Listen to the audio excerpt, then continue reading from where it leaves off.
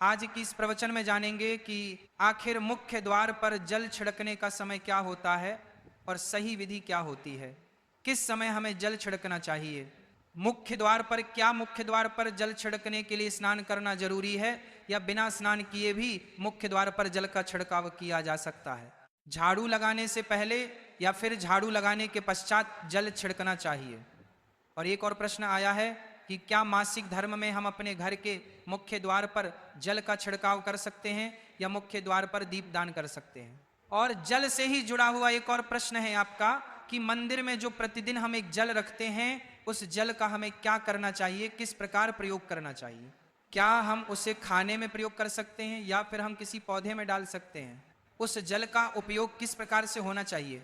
और मुख्य द्वार पर जल छिड़कने से संबंधित आपका अगला प्रश्न है कि कई ऐसे लोग हैं जो कि फ्लैट में रहते हैं, कुछ ऐसे लोग हैं जो कि किराए के मकान में रहते हैं, एक ही कमरे में रहते हैं, तो उन्हें अपने घर पर मुख्य द्वार पर दीपदान किस प्रकार से करना चाहिए, जल किस प्रकार छिड़कना चाहिए, मतलब किस जगह को मुख्य द्वार मानकर वहां पर मुख्य द्वार से जुड़े हुए उपाय करें। तो आज की प्रवचन पूरी तरह से आपके प्रश्नों पर ही आधारित है, इसलिए बहुत महत्वपूर्ण है और ध्यान से जरूर सुनिए। तो आप जानते हैं कि मुख्य द्वार पर जल छिड़कने का सही समय क्या होता है और सही विधि क्या होती है। तो देखिए, यदि आप मुख्य द्वार पर जल छिड़कते हैं तो आपको ध्यान रखना है कि जल आप एक दिन पहले ही, मतलब रात को सोने से पहले एक पात्र में, कोई भी आप पात्र ले सकते हैं, जैसे कि आप एक तांबे का पात्र ले सकते हैं, तांबे का ना हो तो आप पीतल का ले सकते हैं, स्टील का ले सकते हैं, चांदी का ले सकते हैं, जो भी पात्र आपके पास उपलब्ध हो। एक लोटे में थोड़ा सा गंगा जल डाल दीजिए और उसके ऊपर शुद्ध जल भर दीजिए। और हाँ, गंगा जल ना हो तो भी परेशान होने की आवश्यकता नहीं है, सिर्फ शुद्ध जल से भी आप पात्र को भर सकते हैं। जल से भरे पात्र को अपने घर की रसोई में रख दीजिए। अब जैसे कि आप अगले दिन सुबह उठकर इस जल का छिड़काव अपने घर के मुख्य द्वार पर करेंगे। अब बहुत से भक्तों के प्रश्न आए हैं कि क्या हम स्नान से पहले ये जल छिड़क सकते हैं या फिर स्नान करना जरूरी है। देखिए, मुख्य द्वार पर जो सुबह सवेरे सबसे पहले जल छिड़का जाता है, जैसे कि जो रसोई में रखा हुआ जल होता है, यह एक तरीके से उपाय के तौर पर किया जाता है। घर में किसी भी प्रकार की परेशानी हो, किसी भी प्रकार के दुख दर्द रहता हो, गरीबी हो या फिर कलह क्लेश बहुत अधिक रहता है, मतलब किसी भी प्रकार की नेगेटिव ऊर्जा से आप परेशान हैं, बहुत समय से परेशानियां में ही घिरे हुए हैं, तो ऐसे में घर की रसोई में जल रखा जाता है और यही जल घर के मुख्य द्वार पर सुबह उठकर छिड़का जाता है। इस जल के छिड़काव से आपके घर की कोई भी परेशानी हो बहुत शीघ्र समाप्त हो जाती है। उपाय को करने से आपके घर में सुख समृद्धि भी आती है, कलह क्लेश से भी मुक्ति मिलती है, बीमारियों से भी मुक्ति मिलती है। मतलब देखिए, किसी भी प्रकार की मानसिक परेशानी हो, शारीरिक परेशानी हो, आर्थिक तंगी हो या आपके घर में कोई वास्तु दोष हो, किसी भी प्रकार का ग्रह दोष हो, जैसे कि कई बार ऐसा होता है कि कई लोगों के ऊपर कई प्रकार के बुरे ग्रह दोषों का प्रभाव होता है, जिसकी वजह से घर में परेशानियां सदैव बनी रहती है, तो ग्रह दोषों के प्रभाव से भी आपको मुक्ति मिलती है, दोष और पितृ दोष भी समाप्त होता है।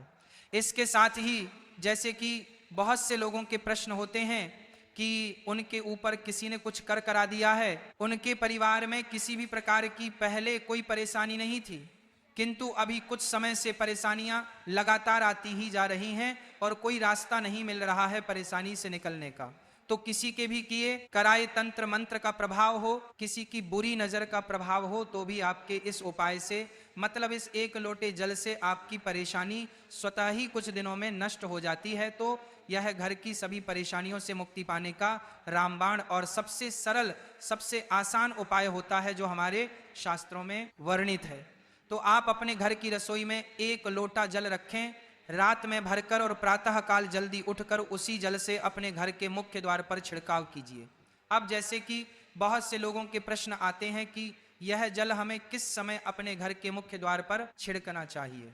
तो देखिए, सुबह सूर्योदय होने से पहले इस जल का छिड़काव आपके घर के मुख्य द्वार पर हो जाना चाहिए। आप चाहे इसके पश्चात आप शुद्ध जल से, मतलब किसी भी दूसरे जल से अपने घर के मुख्य द्वार को धोते हैं तो पश्चात में भी धो सकते हैं, कोई समस्या नहीं है, किंतु इस जल का छिड़काव घर के मुख्य द्वार पर सूर्योदय होने से पहले हो जाना चाहिए। और अब जैसे आपका अगला प्रश्न है कि क्या हमें स्नान करके इस जल का छिड़काव अपने घर के मुख्य द्वार पर करना चाहिए या फिर बिना स्नान किए भी कर सकते हैं। ये जो हम जल छिड़कते हैं मतलब ये एक उपाय होता है, तो इसे हम स्नान करने के पश्चात नहीं करते। सुबह जल्दी उठते हैं और उठकर सबसे पहले घर की रसोई में जाएंगे, उसके पश्चात उस जल को लेकर आप घर के मुख्य द्वार पर जाएंगे। मुख्य द्वार खोलकर मतलब मेन गेट खोल दीजिए और उसके पश्चात मुख्य द्वार पर इसी जल का छींटा दीजिए, छिड़काव कर दीजिए। और जल का छिड़काव करते समय अपने पितरों का ध्यान कीजिए, माँ का ध्यान कीजिए, क्योंकि कहा जाता है कि सुबह सुबह माँ लक्ष्मी प्रत्येक द्वार पर आती है, सबके द्वार पर आती है। जिनके भी द्वार खुले होते हैं, जिनके घर में जल का छिड़काव मुख्य द्वार पर हुआ रहता है, उसके घर में वह प्रवेश कर जाती है। तो माँ लक्ष्मी का अपने माँ में ध्यान कीजिए और एक तरह से प्रार्थना कीजिए कि हे माँ लक्ष्मी, आप मेरे घर में प्रवेश करें, मैं आपका स्वागत करने के लिए तैयार हूँ। और इसके पश्चात अपने पितरों का ध्यान कीजिए, क्योंकि हमारे घर की जो दहलीज होती है वहीं पर पितरों का वास माना जाता है। तो जब आप दहलीज पर जल के छींटे देते हैं तो आपके पितर बहुत प्रसन्न हो जाते हैं और उनका आशीर्वाद भी आपको प्राप्त होता है।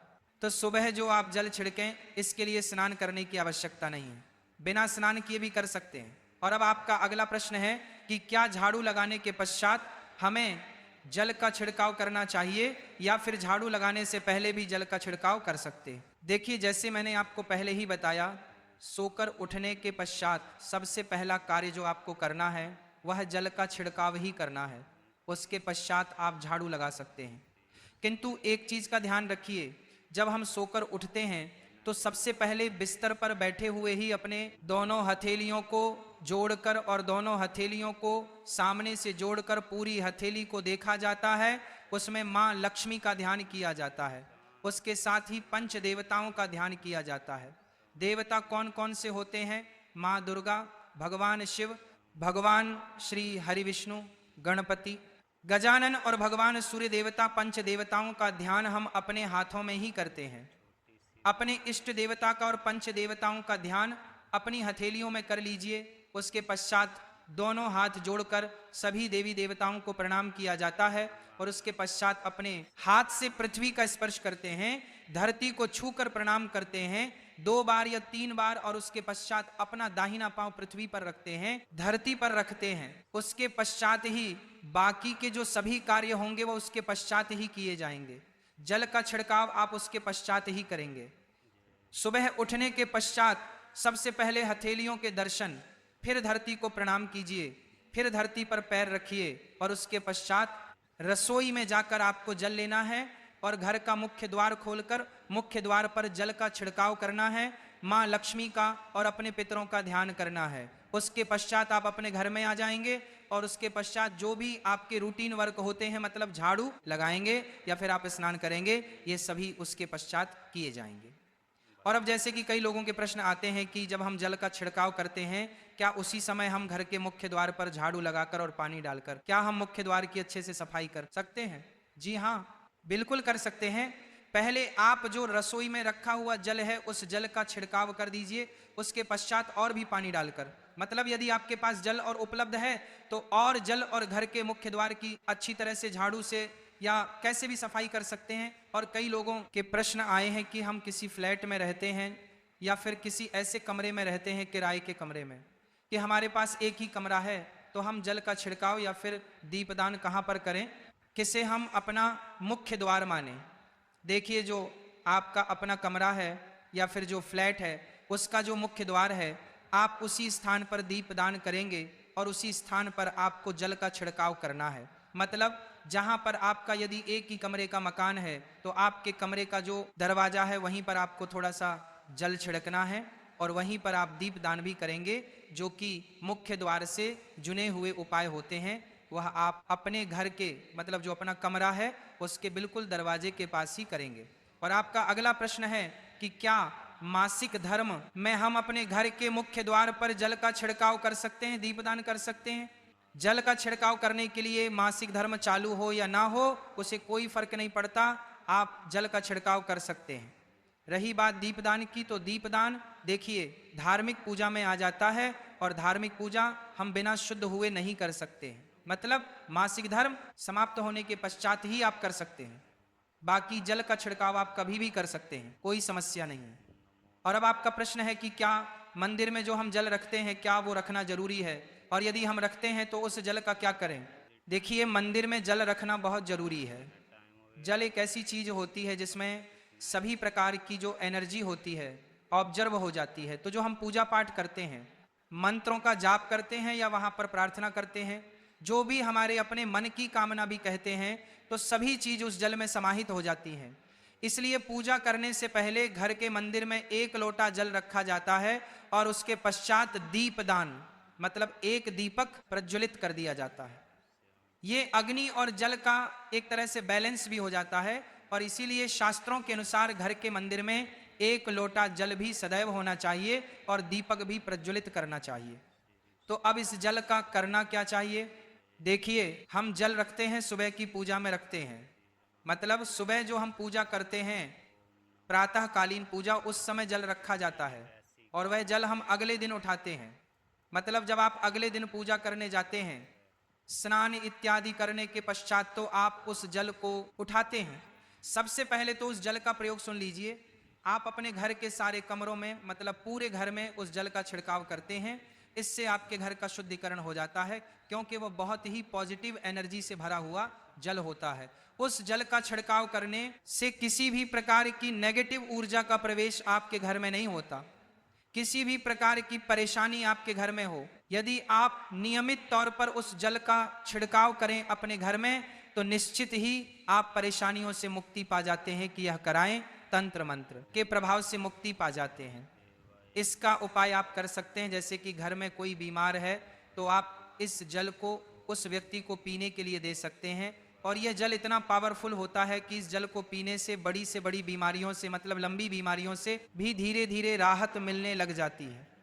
कई बार होता है ना कि आप लोगों के प्रश्न आते हैं कि दवाई तो हम कर रहे हैं किंतु दवाई हमें लगती ही नहीं है, दवाई का कोई प्रभाव ही देखने को नहीं मिलता। तो ऐसे यदि उस जल को पीने के लिए रोगी को दिया जाए तो बहुत अच्छी दवाइयां काम करने लग जाती हैं। और जैसे कि परिवार में यदि बहुत अधिक कलह क्लेश रहता है, सदैव आपस में सामंजस्य बनता ही नहीं है, आपस में हर बात पर मतभेद होता है, तो परिवार के सभी सदस्य इस जल में से यदि थोड़ा थोड़ा पीते हैं तो धीरे धीरे विचारों में परिवर्तन आने लग जाता है, पॉजिटिव विचार सभी के होने लग जाते हैं और आपस में समन्वय होने लग जाता है। कलह क्लेश और मतभेद सदैव के लिए समाप्त हो जाता है। और मंदिर में रखे हुए जल का अगला उपाय क्या है।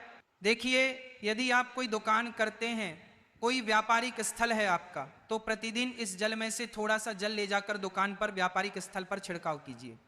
इससे आपका दुकान आपका काम बहुत अच्छा चलता है। मतलब किसी भी प्रकार की परेशानी आपके व्यापारिक स्थल पर नहीं आती है, क्योंकि जैसा मैंने आपको बताया ये जो जल होता है बहुत पावरफुल होता है, बहुत पॉजिटिव होता है। तो इस जल का करने से बहुत सारी परेशानियां स्वतः ही समाप्त हो जाती है। जैसे यदि आपके दुकान पर किसी की नजर लगी है, बहुत से लोगों के प्रश्न आते हैं कि हमारे काम को किसी ने बांध दिया है, मतलब किसी की बुरी नजर ऐसी लग गई है कि पहले तो दुकान बहुत अच्छी चलती थी, अब नहीं चल रही है, तो आप इस उपाय को कर सकते हैं। निश्चित ही बहुत जल्द ही आपको परेशानियों से मुक्ति मिल जाती है और दिन दुगनी रात चौगुनी आपके व्यापार में तरक्की होती है। और मंदिर में रखे हुए जल को आप अपने घर की रसोई में, खाना बनाने में, पीने में भी प्रयोग कर सकते हैं, किंतु खाना बनाने में प्रयोग तभी कीजिए जबकि आपके घर में बिल्कुल सात्विक भोजन बनता हो, मतलब लहसुन प्याज यदि आपके घर में बनता हो तो खाना बनाने में इस जल का प्रयोग नहीं किया जा सकता है। फिर आप इस जल को थोड़ा थोड़ा परिवार के सदस्य मिलकर ग्रहण कर सकते हैं और बचे हुए जल को आप अपने घर में पौधों में डाल सकते हैं। तो देखिए, ऐसा नहीं है कि मंदिर पर रखा हुआ जल बेकार होता है, किसी काम का नहीं होता है, बहुत सारे उपयोग इस जल के होते हैं। यदि हम सही तरीके से प्रयोग करें तो अपने जीवन की बहुत सारी परेशानियों का समाधान मात्र इसे 1 लोटे जल से हम कर सकते हैं। तो ध्यान रखिए कि मंत्रों से अभिमंत्रित जल बहुत महत्वपूर्ण होता है, बहुत शक्तिशाली होता है। और हमारे घर के मंदिर पर रखा हुआ जल देवताओं का आशीर्वाद होता है, क्योंकि पूरे समय वह देवताओं के पास होता है। देवता वहां पर रहते हैं, तो उस जल में हर प्रकार की शक्ति समाहित होती है जो कि पॉजिटिव शक्तियां होती है। और इस जल का प्रयोग यदि हम सही तरीके से करते हैं, मतलब उसको पीने में करते हैं, खाना बनाने में करते हैं, घर में जल का छिड़काव करने में करते हैं, तो इससे हमारी समस्याओं का समाधान होता है। और यदि कोई भी कार्य नियमित तौर पर मतलब प्रतिदिन किया जाता है तो उसका हमें लाभ प्राप्त होता है। कभी कभी तो निश्चित ही आपको उतना लाभ दिखाई नहीं देगा, किंतु यदि आप नियम बना लेंगे कि हर रोज उसी जल से घर में छिड़काव करना है, घर में प्रत्येक व्यक्ति को थोड़ा थोड़ा पीने के लिए देना है, बचे हुए जल को पौधों में डाल दीजिए, दुकान पर छिड़क दीजिए, अपने घर के व्यापारिक स्थल पर छिड़काव कीजिए, बच्चों की बुक्स सेल्स में, अपने घर की तिजोरी में, हर जगह इस जल का छिड़काव कीजिए और नियमित तौर पर कीजिए। चमत्कार आपको निश्चित ही देखने को मिलेगा। इसी प्रकार से जो रसोई में रखा हुआ जल होता है उसका छिड़काव अपने घर के मुख्य द्वार पर कीजिए, तो इसका भी आपको लाभ बहुत ही शीघ्र दिखाई देगा। किंतु इसे अपने रूटीन में शामिल करना होगा, प्रतिदिन नियम से यह कार्य करना होगा, तभी आपको लाभ देखने को मिलेंगे। और हाँ, कई लोगों के प्रश्न आते हैं कि मंदिर पर जो रखा हुआ जल होता है, तो जब हम अगले दिन उठाते हैं तो उसमें कई बार कुछ चीजें पड़ जाती हैं, ही कीड़े मकोड़े पड़ जाते हैं क्योंकि खुला होता है, तो क्या हम उसे ढक सकते हैं? जी हाँ, बिल्कुल ढक सकते हैं। जब आप पूजा करते हैं सुबह के समय, तो जब तक पूजा कर रहे हैं, जब तक मंत्रोच्चारण कर रहे हैं, तब तक जल खुला रखिए। और उसके पश्चात जैसे कि आप पूजा पर से उठते हैं तो उससे पहले जल को किसी भी प्लेट से या कटोरी से ढक दीजिए। फिर जब आप अगले दिन उस जल को उठाएंगे तो बिल्कुल शुद्ध और साफ सुथरा जल आपको मिलेगा और उस जल का प्रयोग आप अपने किसी भी कार्य में कर सकते हैं। आशा है कि आज की इस प्रस्तुति में बताई गई जानकारी आपको अच्छे से समझ आ गई होगी। और ऐसे रोज प्रवचन सुनने के लिए सब्सक्राइब जरूर कीजिए। बोलो जय मां लक्ष्मी।